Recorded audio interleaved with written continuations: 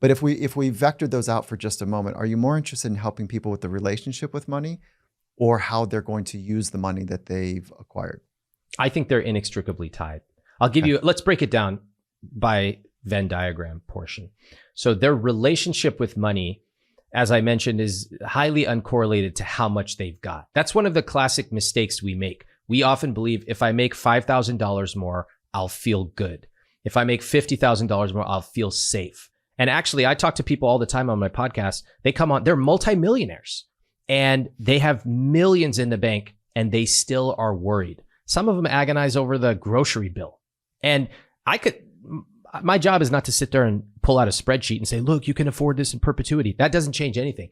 It's to dig into why they feel that way. So that's a relationship with money. Once they're able to change their relationship with money, which we all can. Many of us grew up with a scarcity view. Many of us grew up simply not knowing about money because our family didn't talk about it. Then we can start to actually use it, deploy it, save it, pay off debt, all of those tactical things. So if parents knew what you knew, how would they be talking about money with their kids? Let me tell you what they would probably never say, and instead what they would do proactively. Okay. They would never say, we can't afford it. They would never say, money doesn't grow on trees. Because what happens is kids hear that 1,000 times, and 30 years later, they end up talking to me on my podcast because they feel scarce about money. And even if they have a lot of money. So what they would do instead would be to treat it like any other part of their family that's important and a priority. For example, if food is important, parents go, hey, what should we eat today? Well, we ate chicken yesterday, so maybe we should try something different today. Oh, we don't eat too many snacks between meals because that's not healthy. We would do the same with money. We would say, can you come over here and help me? We have to pay our credit card bill today. That's what helps us keep a roof over our head and keeps us being able to eat. Can you help me push that button? That's for a very young child. As they get older, which number should we pay? Should we pay the minimum or should we pay the full amount? And then as they get much older, let's say as a teenager, we're going to take a family trip. It's going to be a 5-day trip. I would like you to plan 2 days of it. And you've got this amount and you're responsible for creating an amazing experience. That is how parents would talk about money to empower their children. Has very little to do with, do you give them an allowance? Do it or don't. That's irrelevant. But having a healthy relationship where you talk about it openly, it's not a secret, it's not a source of stress, but rather money is a normal part of our family. We've got to talk about it and deal with it together. I remember my son, he was probably like, 8 or 10 years old, and just kind of out of the blue, and I'm sure it was a conversation at school, and out of the blue, he's like, my wife and I were driving, and he says, how much money is in our bank account? I was like, huh? What? And reflexively, I'm like, I just went into like, oh, that's a curious question. Like, why'd you ask that? Because I don't know. I'm just kind of curious. And he didn't want to say like somebody else was saying that their family had billions or millions or whatever it was, And so our response was like, that's, and I wish I could have taken it back. I was like, oh, we don't need to talk about that. Like, because I didn't want him running to school and saying, Dad's got $3,000 in his bank account. Or I'm joking, but like I didn't want that to be a narrative that he was sharing.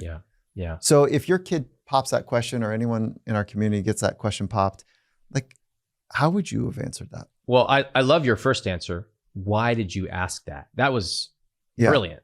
And so understanding that, I would say, what would it mean to you if it was $1,000? And what would it mean if it was $100,000? And then it's really broadening the conversation. There are different accounts, first of all. So just knowing how much somebody has in an account doesn't really tell you much. Somebody could have $1,000 here, but they might have $1 million of debt. What's important with money is how much do you have, but also how do you use it? What do you think? How would you prefer to have it? And that broadens the conversation. Concretely, I'm imagining you wouldn't tell your 8-year-old or your 10-year-old how much, money is in your account or accounts. Is that fair to think through with you as well, though? Yeah, I wouldn't tell an exact number because Yeah. it lacks context. Yeah. So you would just keep probing and questioning and giving context and expanding the thinking as opposed to just giving a concrete number. Yeah. But I would Okay. be prepared if they really push, because you don't want to seem evasive about money, and say, you know what? In one account, we have $800. It's more than enough to make sure that we have enough food and that we can comfortably live. And there might be other accounts too, right? I don't want to seem evasive about money. I don't want to get stuck on the parent thing, but I think it's so important because I think about the lessons I learned about money from my parents, which was like, we didn't talk about it, you know? And so then I learned something about it that way. And I remember my parents saying, you know, we do not talk about money. You know? Can I ask, where did you grow up? What area? Yeah. So early days, I grew up on a farm in Yeah. Virginia where Okay. it was like dirt roads, no streetlights. Wow. And then as a youngster, I think it was like fourth grade, moved to the suburbs of San Francisco, and then suburbs of Los Angeles. So interesting. Yeah. The reason I ask is that I often find the Midwest, I find a lot of folks who I speak to who say, we never talked about money. And there's a lot of phrases that go along with, you know, be seen, not heard, et cetera. And it tells you a lot about when parents did not speak versus did speak. I'll give you an example. We have a podcast episode where we had a young woman, episode 65, and she had been hearing about money since she was 5 years old. Her parents had talked about IRAs and investments and compound since she was 5 years old. She's been hearing it. Her boyfriend, his family never talked about money. Well, they arrived at this point where she was making $200,000 per month.